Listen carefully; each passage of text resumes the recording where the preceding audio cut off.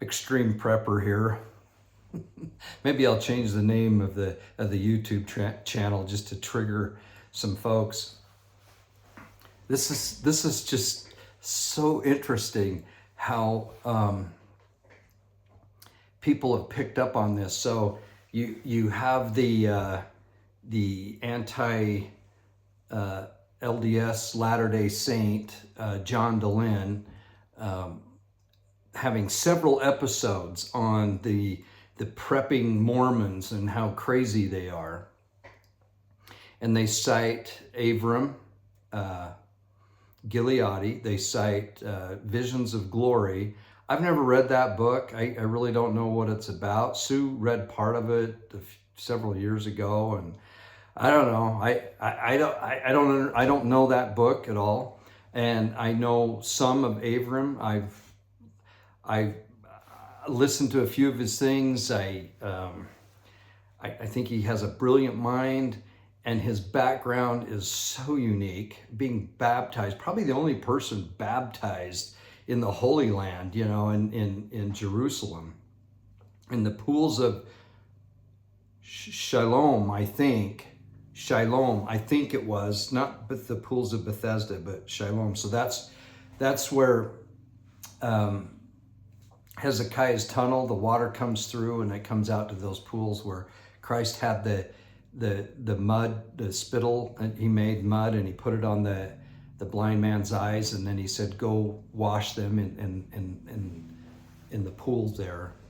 And that's where Abram was baptized. The story is incredible. So I have nothing but admiration and good thoughts for him. But it's interesting that you have a total apostate open, and he's got tons of followers, and he has other Latter-day Saints, former Latter-day Saints that have gotten bitter and left, and then they come on his show and they do this stuff. I've watched enough just to kind of see what he has, but then on the other spectrum, you have quick media doing the same thing, lumping. Here you have this crazy person taking family and kids and going to Canada and Alaska and all that, and lumping them into people that feel like the second coming is soon, and they're preparing for all the prophetic things that are supposed to happen, that will happen before Christ comes, how intense things are going to get. Now, if you have watched me for a while, you'll know that I, for quite a long time, and I think it was just hope, but I was a mid-trib kind of a guy. I never have done the 3.5 years and 3.5 years and 7 years of tribulation, the Daniel thing, and I've never done that because I don't understand it, and I've never really done timelines because I don't understand those. But signs, definitely, and there are scriptures. Most of them are based on Matthew 24, where there's going to be tribulation, and then with the prophecies in Daniel, they're broken down into 3.5 periods of time. Some say, I'm not one of them because I don't know. Could be. But I was hoping that there would be the quickening that's talked about in section 88 of the Doctrine and Covenants, around verse 97, 98, 99, that area. That if you're alive, you'll be, and you're righteous, you'll be quickened. I was hoping that would be sometime in the middle, but Sister Palmer, who I should have listened to a long time ago, she always felt like, no, we've got to go through tribulation. We've got to go through it. And that the second coming of Christ, and when I say second coming, I'm always talking about when he puts his feet on the Mount of Olives. That's what I'm talking about as the second coming. I know there's a lot of different, Adam on Diamond, You know, some say that the second coming actually started with the first vision and began the last dispensation, the restoration of the gospel and all that. Kirtland Temple, you know, other visitations. But the one I'm talking about, and some people feel like it's separate than the one that where all the world and every knee will bow and every tongue confess. For me, it's putting his feet where they were when he left this earth, when he ascended to his Father after his resurrection and his ministry as a resurrected being among his disciples, his apostles. And then that ascension on top of the Mount of Olives, when he gave the commission as well, and he ascended to the Father. That's where he's going to come, and in my opinion, that is the second coming. But that's just my opinion, and I could be convinced otherwise. And I know the thoughts of others that feel like there's one more where everybody will know. I think that's the one. But anyway, now I'm thinking that's when there's no mid-trib, pre-trib. It's all, we go through it if we're alive.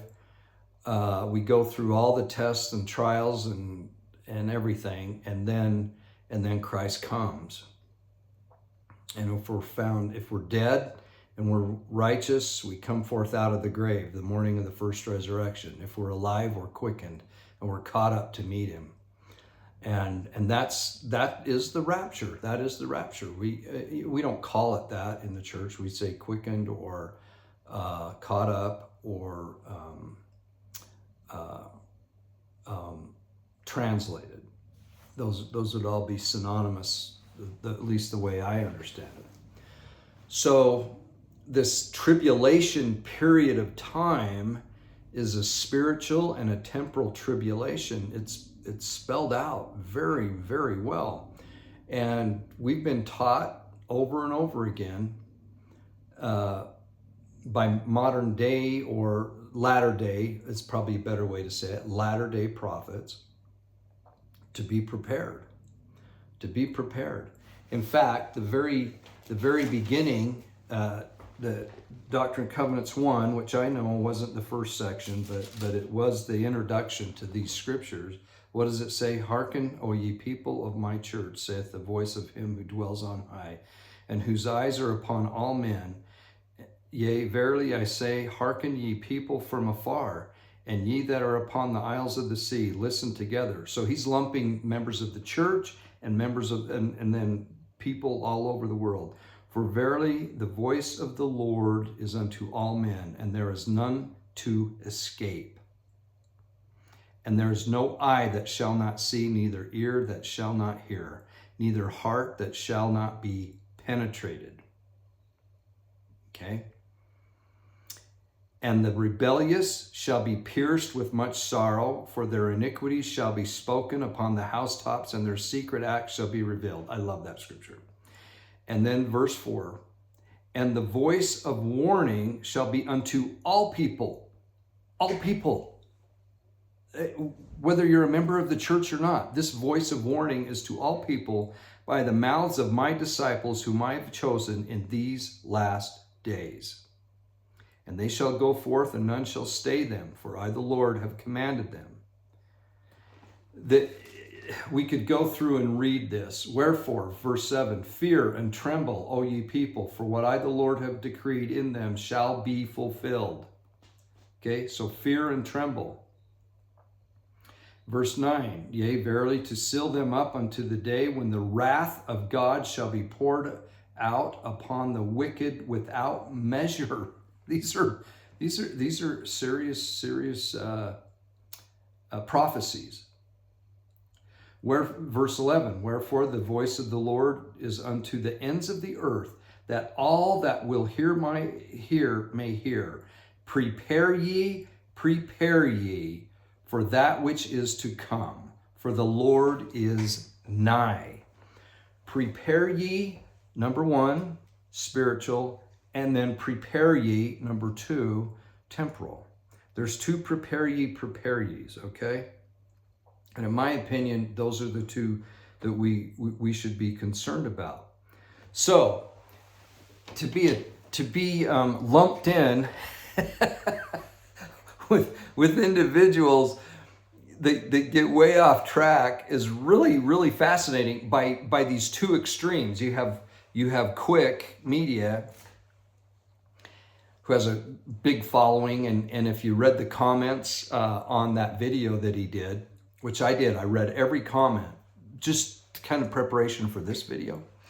And there were a few that went, hey, wait a minute, I'm not crazy, and I'm looking forward to the second coming. I look for the signs and I prepare, but I'm not crazy. But there was only a few of those. And there were so many that just jumped on that bandwagon. And in all reality, this total apostate, John Dehlin, and these people that are active, strong in the church, had the same view about you and about me. I'm like, good night. So anyway, I did a little research here, and this is just really weird, what I found. But if you go to the church website, or you go onto your account, just access the general or the church handbook, I think. And this is really weird, but you go to 38.8.15. So it's right towards the end of all of them. 38's the last one. 38.8.15, okay? And it's called, the title of it is Extreme Preparation or Survivalism. Now look, I've heard an interesting story about this. There's a guy that works for the church that brags, and I can't remember his name, and so I'm just throwing it out there. If you've heard of this, please put it in the comments. But he brags about adding this to the handbook. This was just recently added, I think in 2021, March of 2021, I believe, is when this was added. So this was all during the crazy time. And while I'm thinking of that, remember if you were in Utah that we had COVID going on, and then we had that earthquake, and there was such a panic. And those of us that already had TP and, food and stuff, we were like, wow, this is kind of exciting. This is interesting. But there was a genuine panic. And then we went for a year or two of really supply chain problems. And people, they were kind of, you couldn't get chips for the cars. So new cars were hard to come by. The next day delivery of Amazon was out, and all these things kind of happened. Well, that's all forgotten. And now people that were actually prepared were kind of looked up to a little bit, like, wow, that's kind of cool, And now they're the crazy ones again. We're the crazy ones again. So let's just read this, what the church says. And apparently, and when I say the church, it's in the church handbook. And apparently there was a guy that was bragging that's an employee of the church, that he was the one that wrote this and got it approved. And he was so proud of himself that he couldn't help but post it. And I remember at the time, but I didn't keep it. Now I can't find it. Anyway, so if you know of anything, put it in the comments. So this is 38.8.15, and I'll show you something really interesting about these numbers and how it all works out. But the church, okay, so I'm quoting it now. The church encourages self-reliance. Okay, that's good. Members are encouraged to be spiritually and physically prepared for life's challenges. Okay? And then it says, see 22.1, which we'll go to that in just a second, 22.1. But we'll go to that in just a second because you have to go all the way back.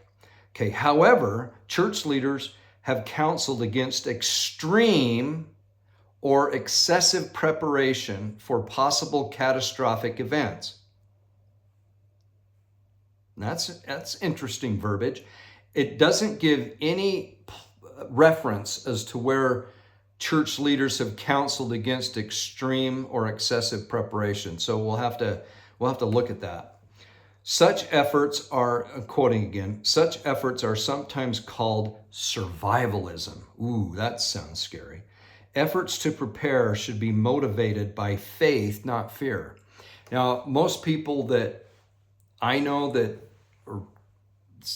that we think alike or have similar interests and whatnot, fear is definitely not part of the equation. I don't know if any of you have got the impression that because, we have a freeze dryer now, we have a garden, we have a greenhouse, we have water storage, we have food storage, clothing, some dinero, some precious metals somewhere. We have, things that make a noise when you pull a trigger kind of thing. And the stuff to put in that to make the noise, right? Because of that, do you think I'm motivated by fear?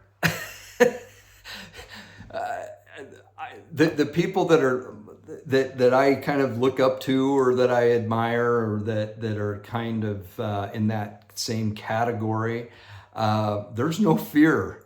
It's just the opposite. So this is kind of weird for me to hear that if you did prepare for situations, that would, in essence, say that you're fearful. I just think just the opposite. The guys I know, there's not a lot of fear, that are into this. Okay. Or women as well, right? Okay. So we need to do a little research on where church leaders have counseled members not to go. Oh, wait. Church leaders have counseled against extreme or excessive preparation for possible catastrophic events. Possible? I mean, do you want me to go through a list of scriptures? I can, and I probably will, of prophecies concerning the last days and how bad things are going to get. Possible catastrophes? Good night.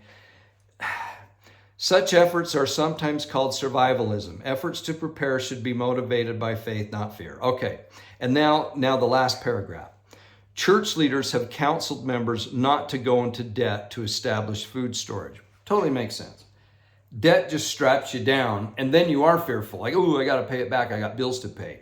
I get that. So if that's the bar of extreme prepping, I get that. But if it's well, let's continue reading. Instead, members should establish a home storage supply and financial reserve over time. Okay, wouldn't that kind of be considered extreme preparation?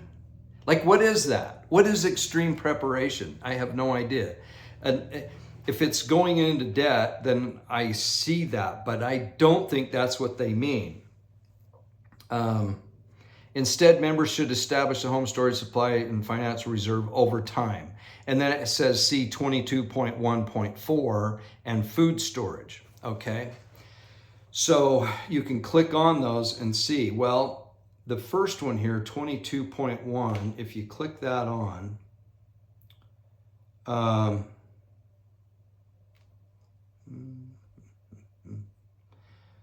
it talks about, okay, maybe it's the food storage one.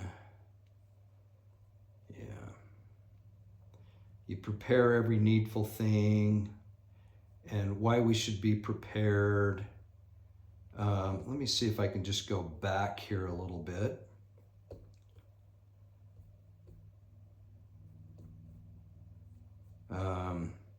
Well, it might take me a little while to get back there. Anyway, there was a reference to 2 scriptures about being prepared.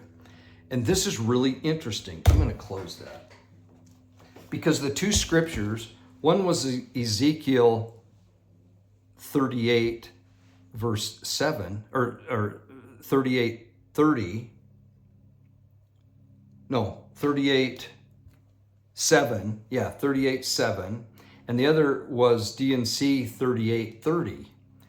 And then in the handbook, it's 38.8.7. They're all 38s. I think we all should be at least have 138 revolver. I think that's what that's indicating, is to have a 38. I don't know. That's an old school cartridge, usually for a revolver, but the old 38. Isn't that interesting? So let's read those verses that are referenced in being prepared from the church handbook. So it's let's go to the Doctrine and Covenants first. So we go to section. I don't know why we don't call them chapters, but section 38, and we go to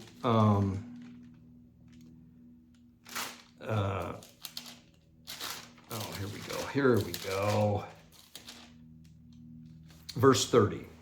So 38, verse 30 in the Doctrine and Covenants. I tell you these things because of your prayers. Wherefore, treasure up wisdom in your bosoms, lest the wickedness of men reveal these things unto you by their wickedness, in a manner which shall speak in your ears with a voice louder than that which shall shake the earth. But if ye are prepared, ye shall not fear. We've heard that phrase over and over again. There are so many nuggets in verse 30. I tell you these things because of your prayers. So people are asking God for help or thanking him or whatever they're doing. Wherefore, treasure up wisdom in your bosom. So gather knowledge, understanding, learn things.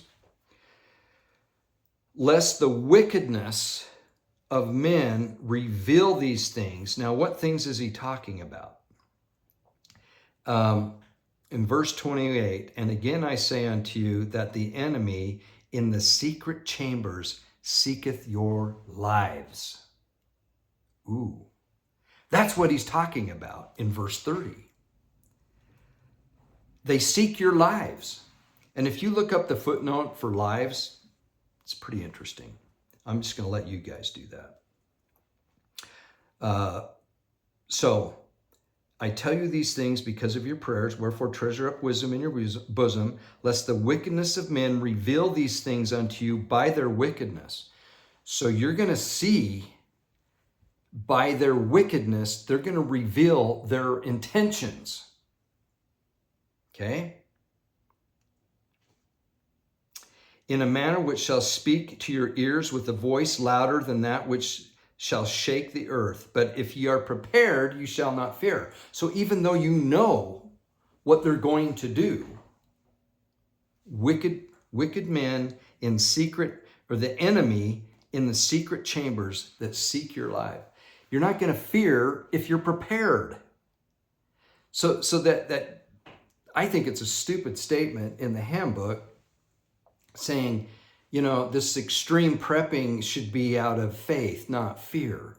Well, if you're prepping, you're not fearful. If you are prepared, you shall not fear.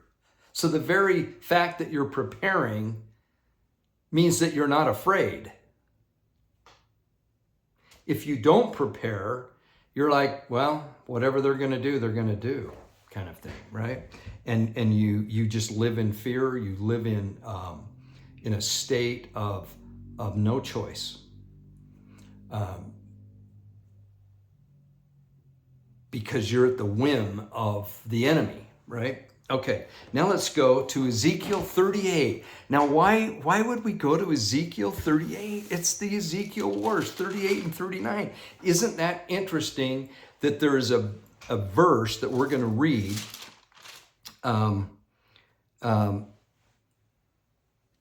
verse 7, so 38 verse 7, and this is about the Ezekiel war. Now, guys, I don't think what's going on in Israel right now is the Ezekiel war, but it very well could lead to that in a hurry. In a hurry. I don't know if anybody heard Vladimir Putin's message about Israel the other day, but it's not good. It's not good. Now, look at what we've done in Ukraine. We've immediately made Russia the enemy. So no ally there. There's no ally there. We have no relationship with Russia other than a bad relationship. So they're going to be the enemy. So an enemy to the United States, Russia. Who else would be an enemy? Israel would be an enemy to Russia because they're allies of the United States. The United States is screwed up big time in all of this. And so China is aligned with Russia, who's aligned with Iran. All of which now, we haven't heard a lot about China against Israel, but Russia, Turkey now, Erdogan, against Russia, against Israel, which they've been kind of working some things out, especially under the previous administration of the United States. Erdogan was like, hey, yeah, let's get some trade going. Let's get some things worked out. Not anymore. He's praising Hamas and wanting the destruction of Israel and its people. So you see this alignment. That could be Ezekiel 38 and 39. Absolutely. Okay, so let's read verse 7. This is the reference from the church handbook about being prepared. Verse 7, chapter 38, Ezekiel. Be thou prepared and prepare for thyself, thou and all thy company that are assembled unto thee, and be thou a guard unto them. Now you can read, here's the heading, and I know these headings aren't always perfect, right? But in the King James Version of the LDS Scriptures, it says, the battle of Gog and Magog against Israel shall usher in the second coming. The Lord will come amid war and pestilence. All men shall shake at his presence. Shall shake at his presence. That's what we read in Doctrine and Covenants, section 1. Fear and trembling. Trembling and shaking are really similar. So, Doctrine and Covenants 38:30, Ezekiel 38:7, and then in the handbook 38.8.7. This is really weird. It's all 38s. I have no idea what that even means or what the significance of that would be. But I'm going to continue to be a proud prepper, and both spiritually and temporally or physically.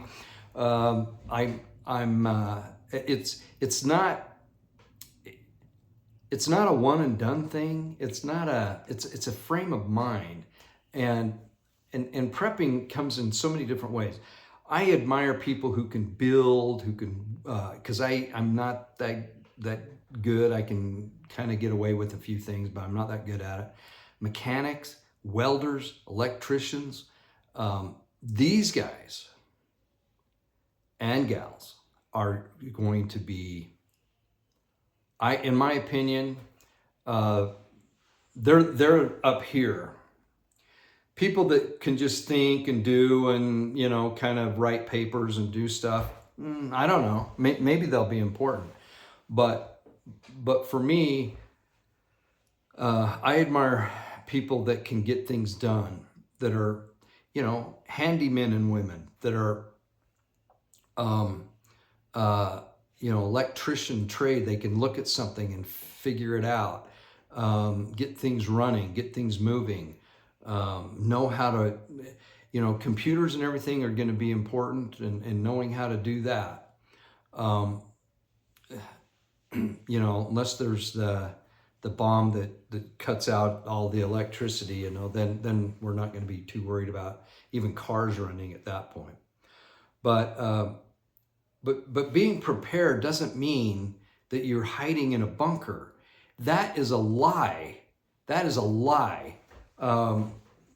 It's being part of the community. It's looking. It's seeing. Learning some self-defense skills. Securing your home. Just doing simple things, that just you're always looking at. It's like me in a restaurant, I always have to have my back to a wall looking out, I don't know, you just sit in certain places in a movie theater, just, kind of stuff. But you never know. You never know. If I were a woman by myself, I would, I would always, I would learn how to use a weapon and be ready to use it and know how to use it and carry, and if I was a guy, I would do the same thing.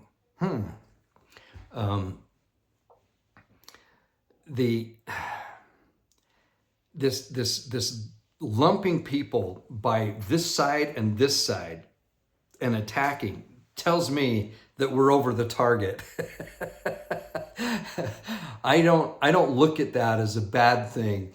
If you get attacked from both sides within the church and out of the church, and you're attacked, you're probably in a good spot. Because it's from studying. It's learning what's going to happen in the conditions that we're going to be in. And it grounds you when instead of spending money on a bunch of toys and junk, and you're budgeting and spending money on, something that's going to help you out when, not if, when times get tough. I think that's a spiritual thing. It's a good thing. I've told this story many times before, but one time Sue and I went on a dive trip to Belize. We did other things too, but the main thing we were doing was diving there. And we went to a little branch there in Ambergris Caye in Belize. It was just incredible. And we kind of heard where the church might be, and we saw these little kids. Well, one girl was a little bit older, and they were dressed in white. They're just beautiful, and they were walking. You could tell they were dressed up for church. And we said, "Hey, are you guys Mormons, Latter-day Saints?" And they said, "No, we're Catholic," I think is what they said. I said, "Well, do you know where the Mormons?" "Yeah, we'll take you there." And they took us right to the church, and we got there. It was so cool. Well, they told a story because the year before they had a hurricane there. And you could still see the devastation that the hurricane caused. But what had happened is that this little tiny branch, the branch president said, we need to be prepared as a people here for a time of trouble. And so the people would bring in a little tiny baggies, little plastic baggies. I don't even think they were Ziploc. They just had kind of a tie on them, I think. But they'd have a little bit of rice and beans, just a little baggie. And they'd bring them in every once in a while, rice and beans. Well, the hurricane came. People said, evacuate. Well, a lot of people can't afford it. They can't do it. They have no way to evacuate.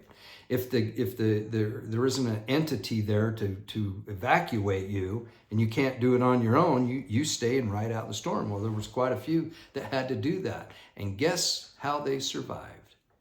On that little tiny branch. And I'm not talking just the branch members. I'm talking about the people there that survived that storm. They survived on that little branch's donation that was kept in a central location of little baggies of rice and beans. And that's how those people survived until help came. Isn't that cool? So it doesn't matter if you're you're a single person in a 1-bedroom apartment on the 38th floor of a high-rise somewhere. have a few things on hand. Do the best you can. If you're on a fixed income and you're an elderly person and you're living on your own and you just don't have the means, don't stress. The Lord qualifies our efforts, but get a few things. Think about it. Help. And okay, the other day, case lot sale at a local grocery store, rice and beans. I picked up some. I got them in buckets, gamma lids, a bucket of rice, a bucket of beans. And I think I did 4 of them. The bigger buckets, the 5-gallon buckets. And I think I did 2, I can't remember. I have them stacked downstairs and I just labeled them. And I thought, you know what? If someone's in need, they're going to be eating rice and beans. I'm going to be eating my freeze-dried stuff that's really good. I love rice and beans, don't get me wrong. But I'm just saying, I have something that I can share with somebody. You got to think of that too, right? However, family for me comes first. And if I have a way to get food to a family, so this gets into the parable of the 10 virgins. Hey, give me some of your food. Well, if I give it to you, then I won't have enough for me and my family. Why don't you go out and buy your own? Well, I can't. It's gone off the shelves. Sucks for you.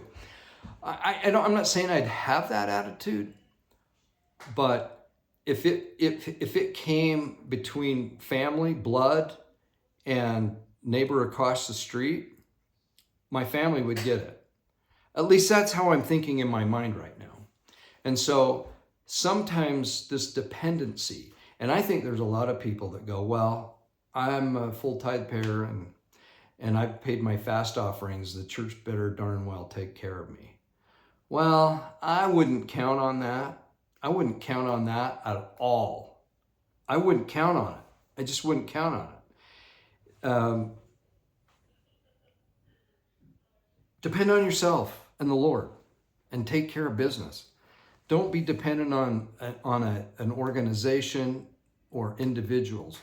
Now, look, when it comes right down to it, I'm going to need some help because there's certain things I don't have that somebody else has, and we can do some bartering and trading and helping out each other. That's what I would love to see. I don't think you're going to have the situation where it's going to be a stake or award going, okay, everybody bring your food over and we'll divide it up. I don't see that happening. I really don't. I don't see that happening.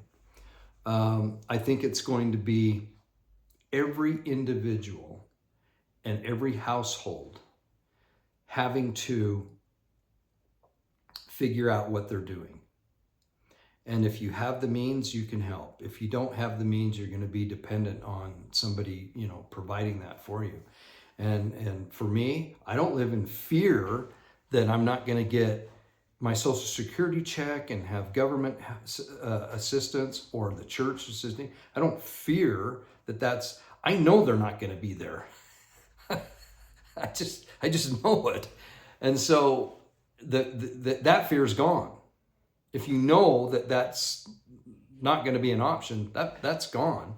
Then you do what you depend on, and then that fear leaves, and as you build. And I do agree with what the statement says. You do it gradually, and don't run faster than you can. Don't walk faster than you can run. No, what's that phrase? I can't remember. You know what I mean. You just do it when you can. Don't go into debt. Don't go crazy. But take it serious and make it a lifestyle versus, a checklist. Okay, got that done. Okay, now I don't have to prep anymore. I don't have to worry about it. But most of you are in the same boat. Because otherwise you wouldn't be watching this channel and this video. But stand up, and when you guys like Greg Mattson, lump you in as being a kook, stand up. because you're not a kook. You're okay. Here's another thing. If shiz hits the fan, or when it hits the fan, who do you want to be around? Do you want to be around a John Dehlin, or do you want to be around a guy that's maybe rough around the edges but knows what he's doing and has the means to do it? Or are you going to want to be around somebody who sits at a chair behind a desk and talks to a phone and doesn't know anything? You see what I'm saying? All of a sudden, people become your friends that you never thought were your friends because you feel a confidence. It's like the book Endurance that talks about Shackleton, who did the transatlantic coast, or not coast, the continental across the Antarctic. And there was a tribute given to him, and I can't remember it exactly, but it was something like, for swift and efficient travel, give me Edmondson, who was another explorer. Or for scientific research or expertise, give me Scott. But when you're in a hopeless situation where it looks like all is lost, get down on your knees and pray for Shackleton. We want to be the Shackletons. We want to be the individuals that people go, I bet he has it, or I know who to call, or I'll bet you if they don't have it, they'll know how to get it, kind of thing. That's the kind of person we want to be. And we all have different gifts and abilities. I know that I don't have the, certain things that in here to figure it out, but I have other things that I can do. And so that's what we want. That's what we want, is to just have that mindset of not only being ready, but having the ability to help others instead of being dependent on others. And the more people that are ready, the better off we'll all be. So this idea of lumping people like us into people that are taking off and heading to the North Country, it's just ridiculous. But we got lumped in by both extreme sides. So stand up for yourself. You're better than we're the good guys. We're not the crazies. I mean, I guess I might have taken offense at first, but then I realized, hey, you know what? This is actually not a bad thing. But it does require us to say, look, and there was a few really good comments, especially on Greg's, that said, hey, no, I'm not one of those, but I do like to be prepared. So anyway, I'm going to be gone for a while. Oh, I wanted to tell you just one other quick thing. Some of you are new and you don't know about our little granddaughter, Jane, who's been fighting leukemia, gone through all kinds of treatment. She just about cashed it in last spring. She's still having treatments and that, but her hair's growing back and she's doing so much better. But a couple of months ago, there were several young people going through cancer that the Texas Rangers invited in that region there. They're about an hour and a half away, I think, from where the Texas Rangers play. They invited these kids and their parents to come out on the field and honor them, for fighting the battle. And so the family, they got jersey, they got seats for a game. This was a couple of months ago. Those cool baseball jerseys, baseball caps. They got honored at halftime. They got to go out on the field, or not halftime, sorry, it's football. It shows how bad I am. They show all that, or they did all that. So we instantly became Texas Ranger fans because of how nice they were to our granddaughter and her family, our daughter and our son-in-law and all the other kids. So it was really, really cool. So we're cheering, we're watching the World Series. And I talked about the ninth inning, right? Being in the ninth inning, and how baseball, you come to the home plate. Well, there was a guy that made a comment on the last video. You can read it. It's one that I didn't put a heart by. But he goes, "Oh, I know what kind of guy you are. You don't want to live in the moment. You don't want to live in the seventh inning. You just want to see the end of the game, and you focused on the end of the game." Well, I thought about that for a little while. He kind of triggered me a little bit, I'll admit.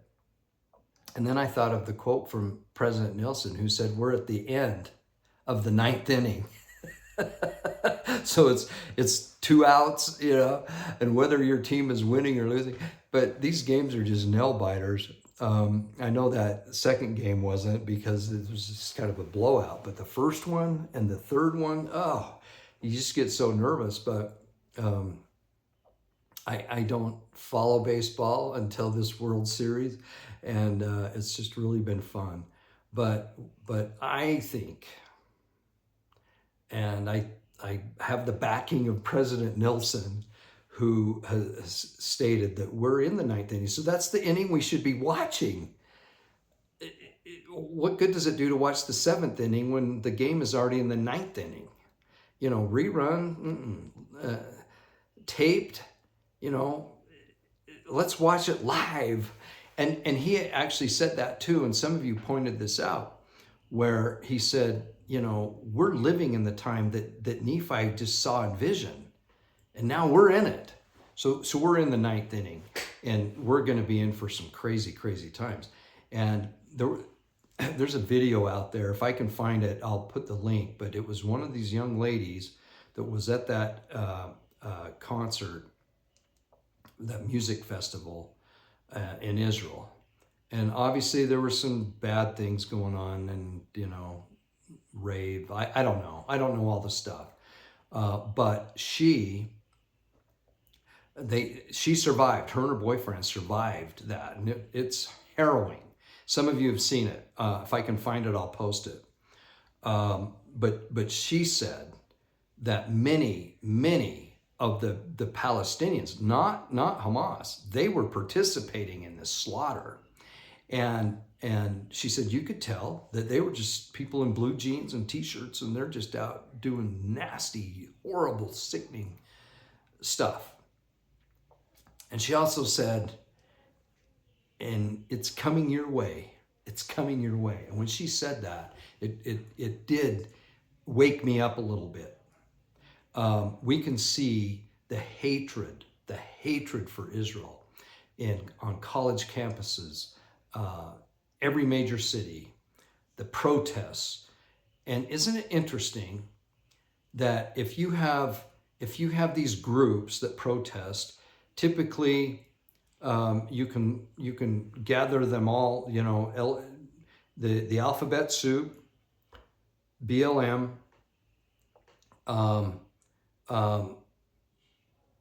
pro-abortion, all those, they're usually all like-minded.